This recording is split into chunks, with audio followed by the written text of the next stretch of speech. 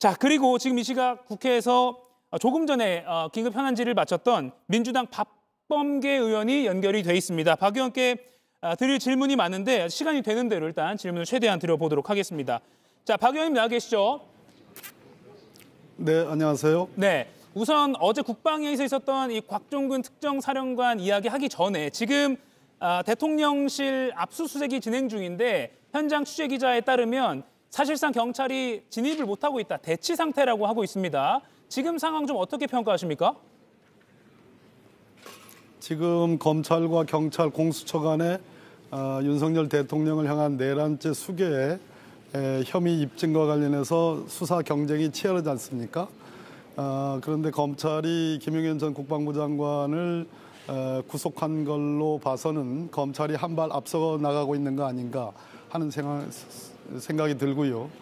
경찰 국수본이 특수본을 만들어서 지금 그 대통령실에 대한 압수수색에 착수했는데 중요한 것은 여기서 검찰이 경찰이 신청한 압수수색 영장을 바로 법원에 청구를 했고 법원에서 발부가 됐다는 점이 대단히 중요한 팩트인 것 같습니다.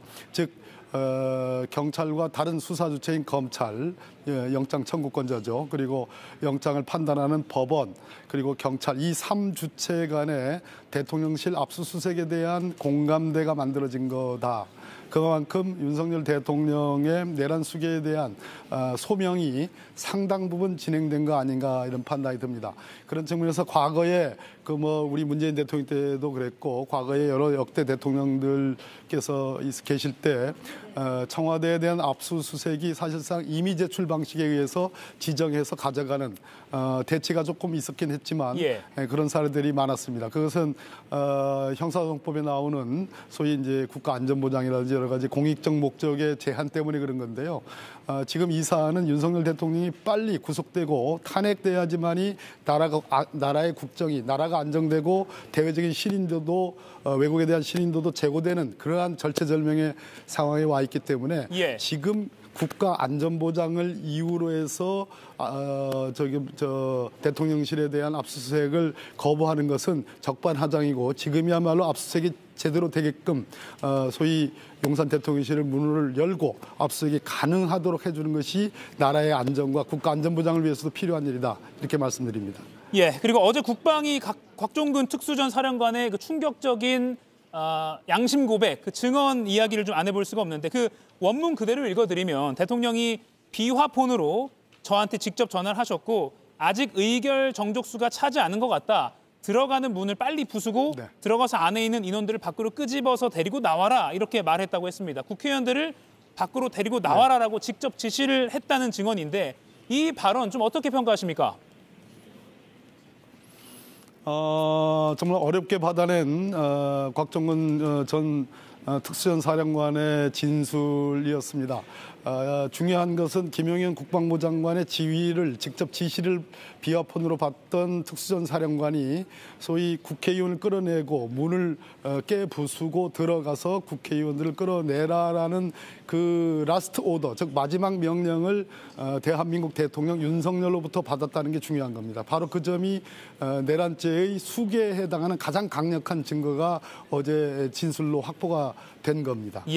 그리고 또 많은 국민들이 놀란 게 대통령이 직접 의결 정족수라는 용어를 써가면서 구체적으로 이걸 막아야 된다라고 한 것인데 그러면 결의안 통과를 막으려고 한 그 정황이네요.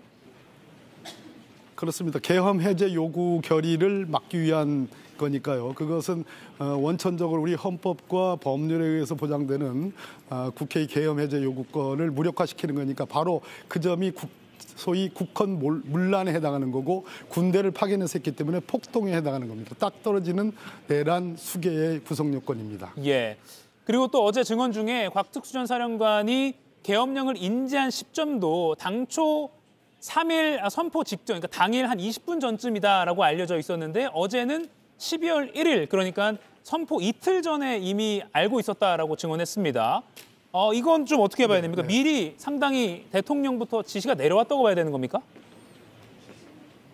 12월 1일 날 계엄이라는 것을 알았고 그 그 12월 1일 기준에서 12월 3일 날 발동 여부가 확정돼 있는 것 같지는 않았습니다. 그러나 아무튼 계엄령이 발동이 되면 장악을 해야 되는 6개소, 즉 국회, 민주당, 그리고 선관위 셋, 그리고 그 뉴스공장 이렇게 6군데를 지정을 했는데 그 12월 1일 날 사전에 알았다는 것도 중요하고 또 중요한 것은 그 이전부터 계엄의 징조들이 조금씩 생겨오고 있었다라는 것도 굉장히 중요한 발언이고요. 또 중요한 것은 자기는 이것이 제대로 실행될 것인지 그 당시에 계속 고조되어 오고 있는 소위 드론을 날린다든지 또는 포를 쏴가지고 소위 국지전을 유도해서 어떠한 상황을 만들고 비상계엄의 상황을 만들고 그래서 계엄을 하려고 하는구나라고 생각할 정도로 객관적인 어떤 안보 불안에 그것을 초래하는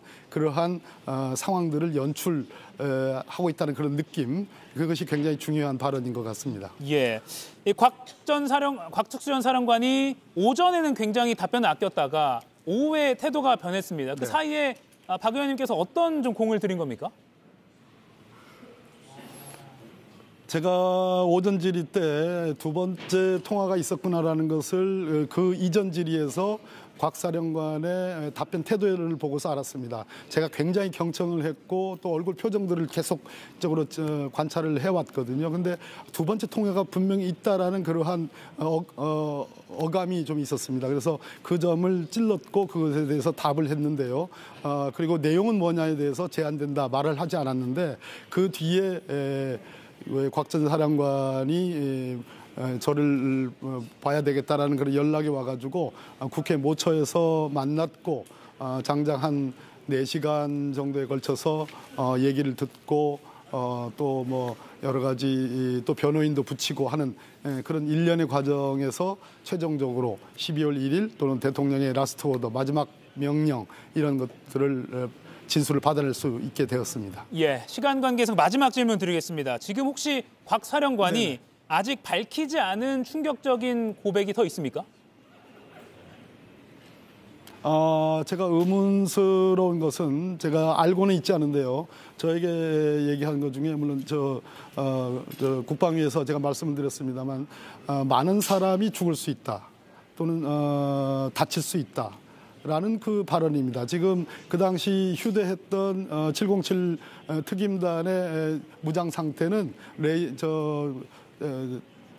전기 충격총하고 테이저건이라는 거죠. 예. 그리고 공포탄인데 그리고 권총을 실탄 없이 들어갔는데 테이저건을 맞으면 죽지는 않지만 상당한 부상을 입을 가능성이 있다는군요. 그렇게 얘기를 했지만 그것으로 과연 유혈 사태, 많은 사람이 다치거나 죽을 수 있다는 것이 설명이 될까? 탄약은 사실 국회 근처에서 지금 보관이 돼 있었거든요. 그랬을 때 그 점에 대한 곽 사령관의 진술이 혹시 있을지 하는 그 점을 좀 기대하고 있습니다.